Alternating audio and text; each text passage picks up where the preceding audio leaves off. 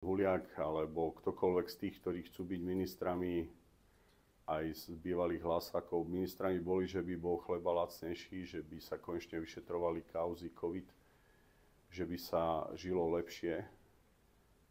Znova je to len problém, ktorý nerieši podstatu. A tá podstata je, že koalícia nefunguje dobre, že ľudia od nás očakávali vyšetrovanie jednotlivých kauz, že ľudia sa nás pýtajú, ak hovoríme o štátnom prevrate, prečo polícia nezadržala aspoň nejakých Ukrajincov, keď tu teda spôsobili rozvrat. Že ľudia sa nás pýtajú, kde sú tie tajné materiály o prepojenosti, pretože potom to celé vyzerá aj svojím spôsobom nedôveryhodne.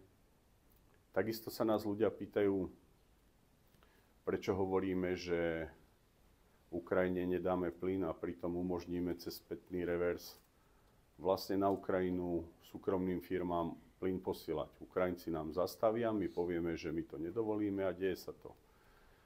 Takisto sa môžem pýtať na mnohé iné veci, ktoré sú inak komunikované. Tým najväčším problémom je, a ja verím, že tam vláda neúhne, že vojská Slovenskej republiky nepôjdu na územie Ukrajiny, ale ak by mal byť tým najväčším problémom, že či niekto, kto si vysníval, že chce byť ministrom, má byť, je to v rukách premiéra.